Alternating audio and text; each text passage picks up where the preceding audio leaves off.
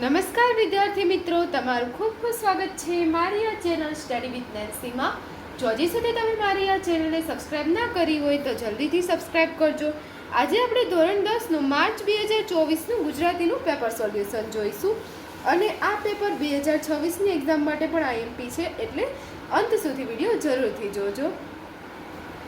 તો જુઓ, હવે આમાં વિભાગ એમાં પહેલો પ્રશ્ન છે, જોડકા યોગ્ય રીતે જોડીને ફરીથી લખો. તો એમાં પાત્ર અને કૃતિના જોડકા પૂછેલા છે. એમાં પહેલું જોડકું છે ફોરમ. તો ફોરમમાં આવશે ઈ રેસનો ઘોડો. ફોરમમાં શું આવશે? રેસનો ઘોડો કૃતિમાંથી લીધેલ છે. ગોવિંદ જે પાત્ર છે, ગોવિંદ પાત્ર છે ચોપડાની ઇન્દ્રજાળનું. પછી જ્યારે આંબાલાલ પટેલ છે તો એ ઘોડીની સ્વામી ભક્તિ પાઠનું છે, અને માણેક છે એ જન્મોત્સવ પાઠનું પાત્ર છે. હવે એના પછી પ્રશ્ન બ છે કે નીચે આપેલ વિકલ્પોમાંથી યોગ્ય વિકલ્પ પસંદ કરી ખાલી જગ્યા પૂરો. તેમાં પાંચમું છે, નરેને ખાલી જગ્યા તાલીમ મેળવી હતી. તો તેમાં શું આવશે?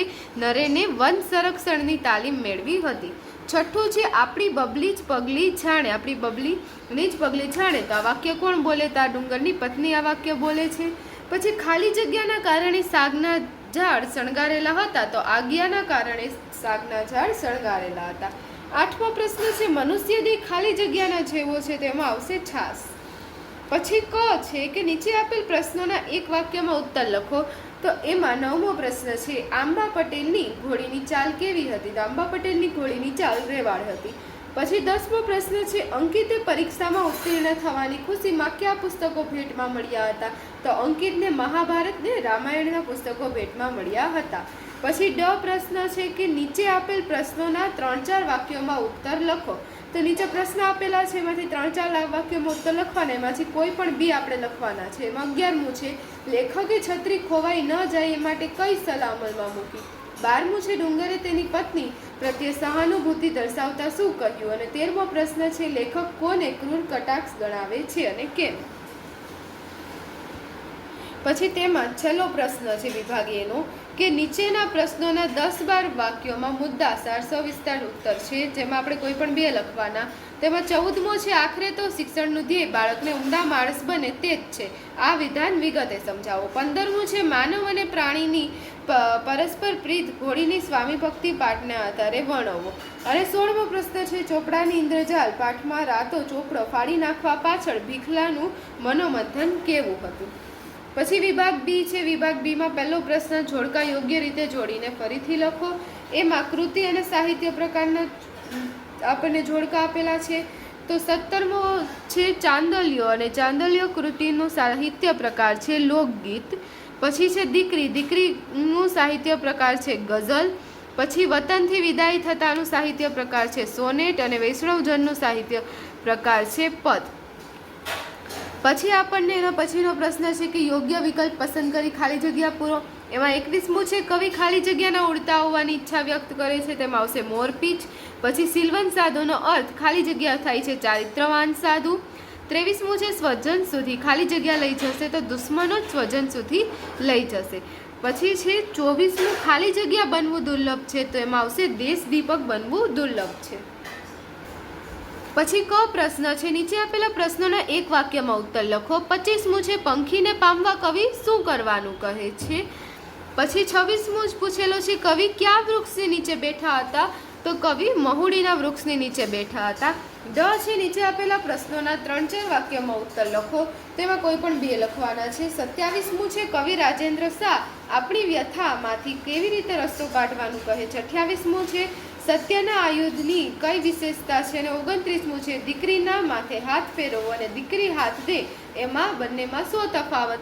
એ આપેલું છે. નીચે આપેલા પ્રશ્નોના 10-12 વાક્યોમાં મુદ્દાસર ઉત્તર લખો. એમાં કોઈ પણ બે છે. હું એવો ગુજરાતી કાવ્યમાં કવિ પોતે ગુજરાતી હોવાનું ગૌરવ કયા કારણોસર અનુભવે છે. 31મું છે, વૈષ્ણવજન પદમાં વધારે વૈષ્ણવજનના લક્ષણો જણાવો આધારે. પછી 32મું છે, વતનથી વિદાય થતા કવિએ અનુભવેલી વેદનાનું વર્ણન કરો. વિભાગ સી, વ્યાકરણ વિભાગના પ્રશ્નોમાં પહેલો 33મો પ્રશ્ન છે, એમાં જોડણી શોધીને લખો. સાચી જોડણી લખવાની છે. તો પ્રતિબિંબની સાચી જોડણી આવશે આ. પછી ગીરીની સાચી જોડણી આવડી થશે. અને 34મું છે સાચી સંધિ જોડો. જોડો સંધિ છે તો પો વત્તા અન તો શું થશે? પવન થશે. 35મો પ્રશ્ન છે દાવપેચ શબ્દનો સમાસ ઓળખાવો. તો દાવ અને પેચ એટલે દ્વંદ સમાસ થશે. 36મું છે નીચે આપેલી બંને શબ્દના જોડણી ભેદે થતો અર્થભેદ જણાવો. તો ઘાત એટલે ખોટ થાય અને ખાદ્ય એટલે અનાજ થશે. પછી 37મું છે માણેકના કરુણ ચિત્કારે તેમનો પીછો પકડ્યો. આ વાક્યમાં અલંકારનો પ્રકાર જણાવો. તેમાં સજીવારોપણ છે. પછી 38મું છે સામાજિક શબ્દમાં કયો પ્રત્યય રહેલો છે તે જણાવો. તો સામાજિક તો એમાં આપણને સમાજ વત્તા ઈક એટલે પર પ્રત્યય લગેલો છે. પછી 39મું છે તેમના સમાનાર્થી શબ્દો શોધીને લખો. સમાનાર્થી શબ્દ લખવાના છે. તેમાં ઉજ્જડ તો શું આવશે? વેરાન. ગીરા એટલે શું થઈ જશે? વાણી થઈ જશે. પછી 40મું છે લાચારી સંજ્ઞાનો આપેલા વિકલ્પોમાંથી સાચો પ્રકાર શોધીને લખો. તો લાચારી કેવો ભાવવાચક સંજ્ઞાનો પ્રકાર આવશે. પછી 41મું છે એમાં રૂઢિપ્રયોગનો અર્થ જણાવો. તો નવ નેજા પડવા એટલે ખૂબ જ મુશ્કેલી આવી અથવા તો મુશ્કેલી આવી પડવી. 42મું છે કહેવતનો અર્થ લખો. તેમાં બાંધી મુઠ્ઠી લાખની એના બે અર્થ થાય છે. બંનેમાંથી જે લખો તે ચાલે. કે ઘરની વાત ઘરમાં રહેવી અથવા તો આ જે ટેક્સ્ટ બુકમાં આપેલો છે એ વાળો એનો અર્થ કે જ્યાં સુધી વાત બહાર ન જાય ત્યાં સુધી ઇજ્જત સજવાય. તો આ વધારે એપ્રોપ્રિએટ છે. બંને ચાલશે. 43મું છે નીચેના શબ્દ સમૂહ માટે એક શબ્દ લખો. તો જેને કોઈ રોગ નથી એમાં શું આવશે? નિરોગી. 44મું છે વિરોધી શબ્દ. તો સ્થૂળ તો એનો શું થઈ જશે? સૂક્ષ્મ થઈ જશે. પછી 45મું છે નીચેના વાક્યમાં કર્મણીમાં ફેરવો. તો પોલીસે ચોરને પકડ્યો. તો પોલીસ દ્વારા ચોરને પકડવામાં આવ્યો અથવા તો પોલીસથી ચોરને પકડવામાં આવ્યો. દ્વારા અથવા તો થી બંનેમાંથી કોઈ પણ લખો ચાલે. 46માં છે તળપદા શબ્દનું શિષ્ટ સ્વરૂપ છે. તો હેર એટલે શું થઈ જશે? એનું શહેર થઈ જશે. 47મું છે નીચેના વાક્યમાંથી વિશેષણ શોધીને લખો. તો આમાં વિશેષણ આવશે સિલવંત. સાધુને વારે વારે નમીએ તો સિલવંતી ગુણવાચક વિશેષણ થઈ જશે. સાધુ કેવા? સિલવંત. આમાં અડધા વારે વારે રીતિવાચક લખે છે પણ એ ક્રિયા વિશેષણમાં આવે છે. વિશેષણ પૂછ્યું છે એટલે ગુણવાચક આવશે. પછી 48મું છે ક્રિયા વિશેષણ શોધીને તેના પ્રકાર જણાવો. તો આમાંથી જે ક્રિયા વિશેષણ આવશે ખીચડી મને બહુ ભાવે છે. તો બહુ ઈ ક્રિયા વિશેષણ થશે અને એનો પ્રકાર આવશે માત્રાસૂચક. પછી 49મું છે તૃષ્ણા શબ્દના ધ્વનિ ઘટકો સ્વર અને વ્યંજન છૂટા પાડો. તો તૃષ્ણાના આપણે સ્વર ને વ્યંજન છૂટા પાડીએ તો ત વત્તા રૂ વત્તા સ વત્તા અણ વત્તા આ તૃષ્ણાનું સ્વર છૂટા પાડે. પછી 50મું છે પ્રેરક વાક્યમાં રૂપાંતરણ કરો. તો રીછના હુમલાથી એક સુરતી કુટુંબ બચ્યું. તો મનીષાએ રીછના હુમલાથી એક સુરતી કુટુંબને બચાવ્યું થશે. પછી 51માં નીચેની પંક્તિનો છંદ ઓળખાવો.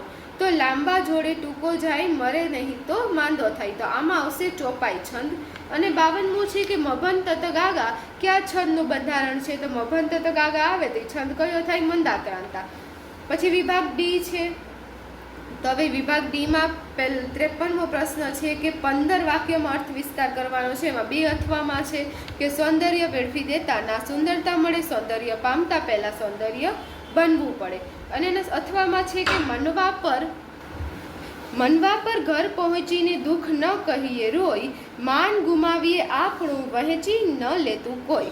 પછી 54મો પ્રશ્ન છે જેમાં અહેવાલ લખવાનો છે. તમારી શાળામાં યોજાયેલ વૃક્ષારોપણ કાર્યક્રમનો અહેવાલ આશરે 100 શબ્દોમાં લખો. પછીનો 55મો પ્રશ્ન છે કે આ જે આપણને આપેલું છે ગદ્યખંડ એનું 3જા ભાગમાં સંક્ષેપીકરણ કરવાનું છે અને પછી શીર્ષક તમારે આપવાનું છે. ગદ્યખંડ વાંચીને તમે એનો 3જા ભાગમાં તેને રૂપાંતરણ કરી અને યોગ્ય શીર્ષક દેવાનું રહેશે. પછી 56મું છે 250 શબ્દોમાં નિબંધ લખવાનો. તેમાં 3 નિબંધ આવેલા છે કે આપણા ઘડવૈયા બાંધવ, આપણે અથવા તો મારો યાદગાર પ્રવાસ અથવા દીકરી ઘરની દીવડી. તો આ 2024નું પેપર હતું.